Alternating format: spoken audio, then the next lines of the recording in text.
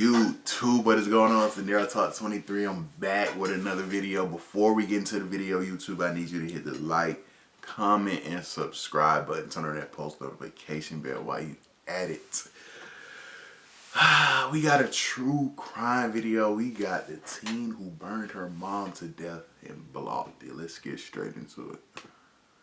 Told your friends Monday before the body had been identified that your mom probably died in a drunk driving accident. Because that was what the plan was. They told you, and that's going to be next. This is Rochelle Waterman. When she was 16, she conspired with her boyfriend and another man to kill her own mother and then make it look like an accident. When they were caught, she claimed that they did it because her mother was abusive towards her. But everyone said that that was not true. So what really made her commit such a heinous crime? Let's look into the case of the teen who burned her mother to death and blogged about it.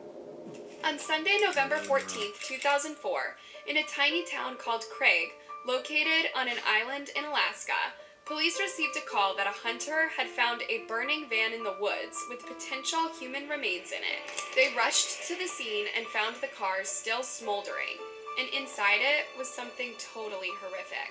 I looked inside and saw what appeared to be a human skull about in the middle of the van. It was in between the front seats and the back seats and about in the midline of the car. And then there was a pile of remains there. It was blackened, charred. I could see some bones. I could see some other matter. I couldn't see any clothing. Don't tell me they dismember her the police body, thought it was bro. an accident. But then they noticed something rather strange. Why were the remains in the back seat if the victim was the driver? And how come there were traces of gasoline leading to the vehicle? These questions led to one conclusion. It was no accident. It was murder. But who is behind it? What do you want? Want a job that I don't hate. Want to do something that Lori and Doc Waterman were well known and respected in the community. Doc was a real estate agent while Lori worked as a special education aide. They had two children, their son Jeffrey, who was away in college, and their daughter Rochelle, who was an honors student and an athlete at a local high school. Those who knew Lori described her as a kind, beautiful, selfless, and giving woman who lived for her children. She was church-going and had many friends and was just sort of the ideal resident of Craig, Alaska. On Saturday, November 13th, Lori had spent the evening volunteering at a Chamber of Commerce dinner, while her husband, Doc, was out of town, and her daughter, Rochelle, was in Anchorage for a volleyball tournament. After the event, Lori went home alone and got into bed a little after 11 p.m. She would never be seen alive again. Doc and Rochelle came home on a Sunday afternoon to find Lori missing and her van gone. But there were some strange things around the house that didn't make sense. To start with, Lori's bed was unmade, and there was an empty bottle of wine at the kitchen counter, which was weird because Lori didn't drink. Doc searched everywhere for his wife and called all her friends, but no one had seen or heard from her since the previous evening. Worried that something bad might have happened to his wife, Doc called the police. On Monday morning, the family had still not heard anything from Lori, and they were getting increasingly worried for her safety. But to maintain some sense of normalcy, Rochelle decided to go to school, where her teachers later said they found her demeanor quite odd for someone whose mother was missing. Some of her teachers asked her about it. They wanted to know that she was okay. She said she wasn't worried. She said her mom had probably gotten drunk and driven off the road somewhere. Around that time, rumors started going around that a van had been found in the woods with human remains inside, and Rochelle completely lost it. She was then sent home, where she found the police had come to break the devastating news. The authorities tell the Watermans that we don't have 100% ID on the remains, but it's starting to look almost 100% like it's Lori Waterman.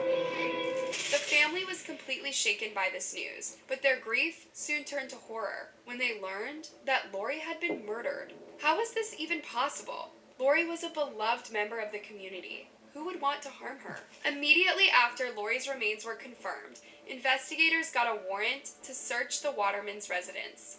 And they found some strange items, such as a tip of a rubber glove, some fibers of a synthetic rope in the bedroom, and a footprint on a windowsill. Still, nothing had been stolen from the house, making the police believe that the person behind the murder was someone close to the family. But at that time, they had no idea just how close that person really was. The police began questioning the people closest to Lori, who at the moment were Doc and Rochelle. But Doc's alibi was ironclad, so he was quickly ruled out as a suspect. While questioning Rochelle, investigators learned that she was involved with some creepy-looking guys in town, Jason Arendt and Brian Radel, who were much older than her. Apparently, Rochelle was 15 when she met Brian, who was 24 at the time. They dated for a while until he introduced her to his friend, Jason, also 24, and she became involved with him. It was no secret that Lori did not approve of this relationship, and she and Rochelle had fought several times because of it. When investigators brought Brian and Jason in for questioning, they both denied knowing anything about Lori's murder, claiming that they were at Brian's house the entire night of the killing, watching Princess Bride. However, when investigators pressed them, Jason cracked and revealed that Brian was the killer, and he was simply the driver. He even agreed to wear a wire so that investigators could get a confession from Brian, and they did. Not only did Brian implicate himself, but he also revealed that Jason was much more involved than just driving. Later, Brian was brought into the police station and told that Jason had been wearing a wire, and at this point, he gave in and confessed everything, revealing chilling details of all that went down on the night of the murder. Apparently, it was supposed to look like a drunken accident. Brian had shaved his entire body to avoid leaving any evidence behind when he broke into the Waterman's house. I took her down to the kitchen and asked her to point out where her purse and her keys were. She pointed with her hands. Then I went and got a wine bottle. I took the gag off, undid her hands, asked her where the glasses were, wine glasses. She pointed it out, gave the wine glass to Lori, filled it up, told her to drink. She drank. After Lori had drunk the entire bottle, he forced her into the back seat of her van and drove to a remote area where Jason was waiting for them. While there, he dragged Lori out of the car and tried to break her neck so that he could put her back and simulate an accident. But that didn't work. Jason held her down for me. I karate chopped her in the throat. With what?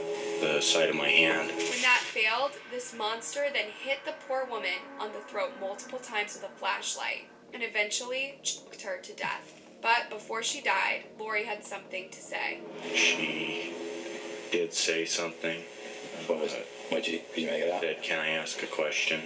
But I think she was too delirious by that time to realize I would let her ask the question. And did you answer? I said, "What is it?" But she just kept repeating, "Can I ask a question?" I can't even imagine the horror that Lori went through that night, or what was going through her mind when it was happening. Brian said that he believed Lori wanted to know why they were doing this to her, but she never got the answer.